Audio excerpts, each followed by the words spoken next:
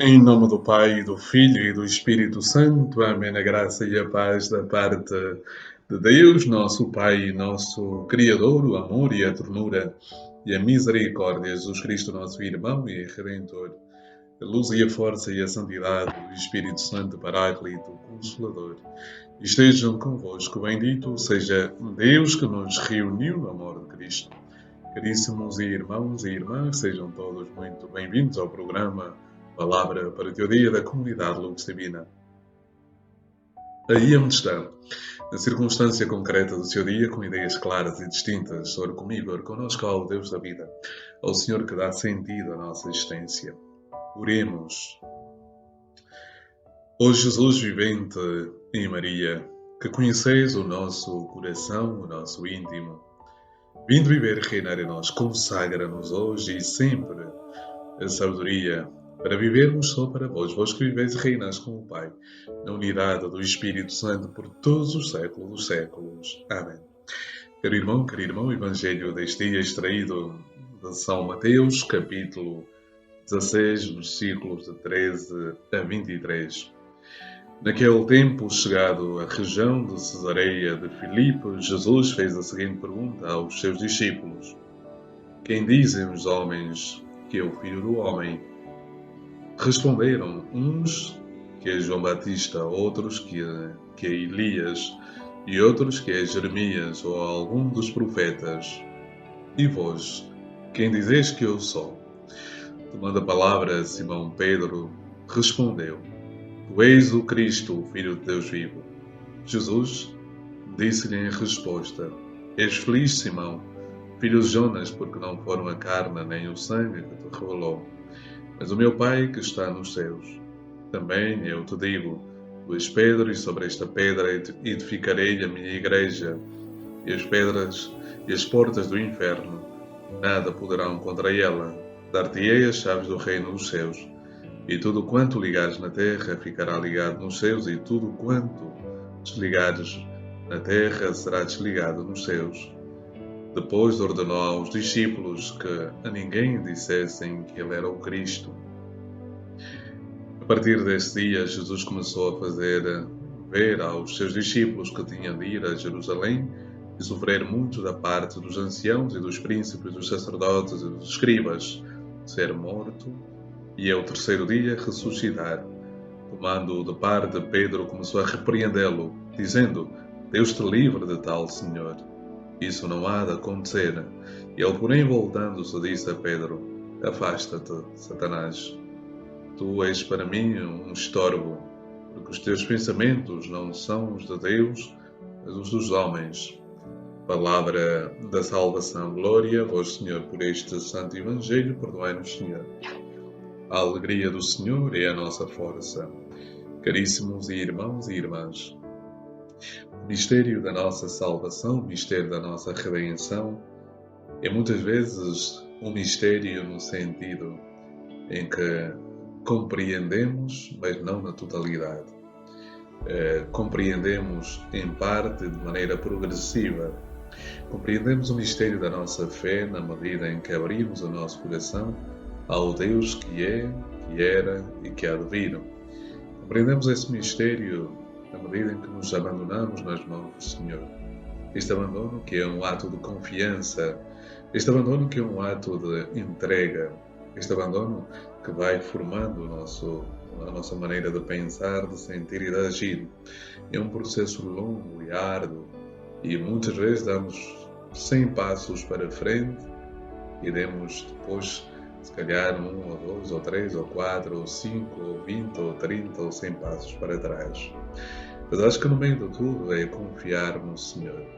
No meio da fragilidade humana, no meio da nossa incompreensão desse grande mistério, aquilo que sob maneira o Senhor desperta no coração de todos os fiéis batizados, esta confiança de que o Senhor há de guiar o nosso pobre coração a um encontro verdadeiro com a sua palavra, com os seus desígnios, com os seus ensinamentos, e que, como dizia São Francisco de Assis, se a memória não me engana, ainda não sou aquilo que devo ser, ou seja, santo, não sou, mas também já não sou aquilo que era. Ou seja, o Senhor coloca diante de nós esta realidade.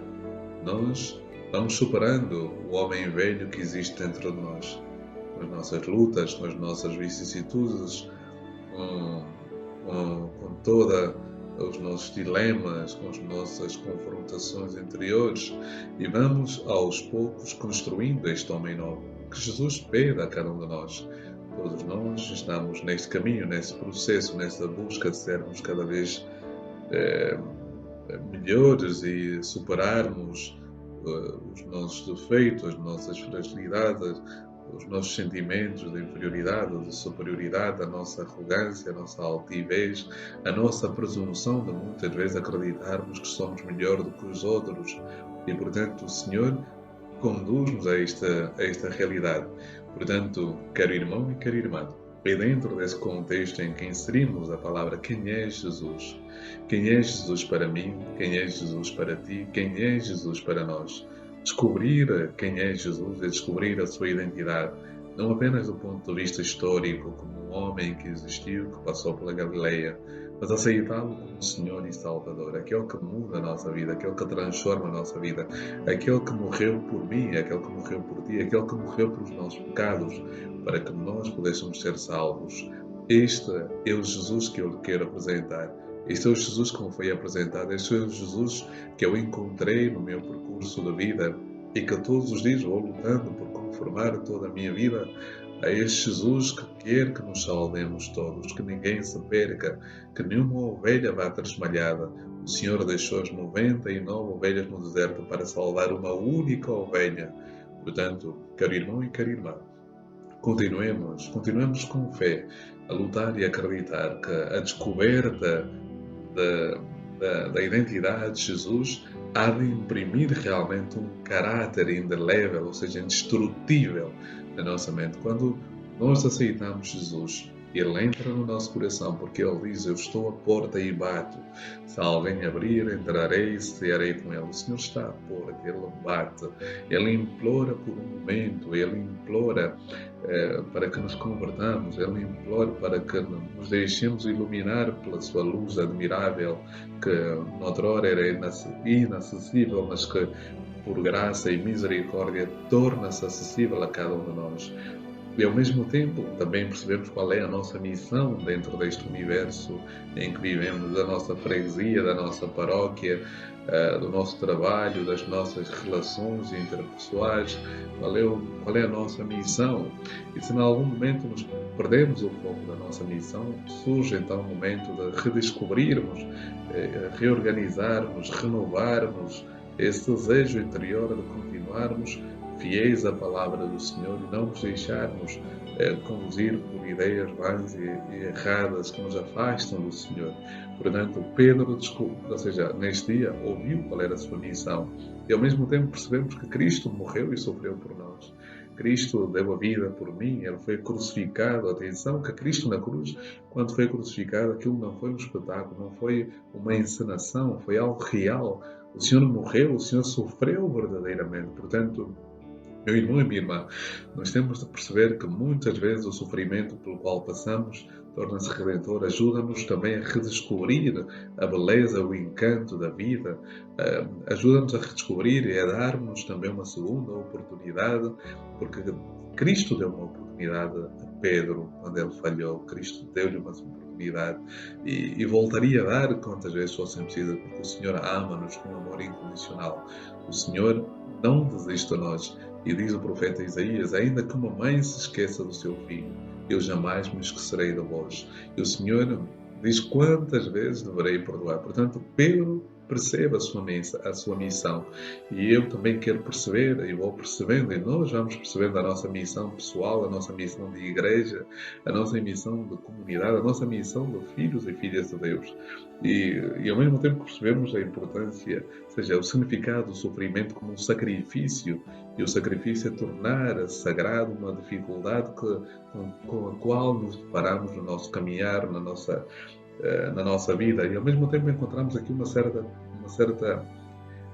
fricção, uma certa tensão certo antagonismo, oposição entre a maneira de Deus pensar e a nossa maneira de pensar. Pedro pensa a maneira dos homens e não a maneira de Deus. Portanto, aquilo que o Senhor hoje, sob maneira, pretende despertar em nós é que aprendamos a pensar a maneira de Deus.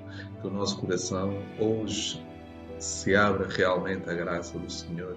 Que o Senhor toque mais fundo do nosso ser e que cada um de nós tenha a capacidade de entrar em si com a graça de Deus e perceber que não há outro caminho senão o caminho de descobrirmos quem é Jesus para chegarmos à vida eterna. E termino com aquela passagem que o jovem chega diante do Senhor e pergunta: que devo fazer para alcançar a vida eterna?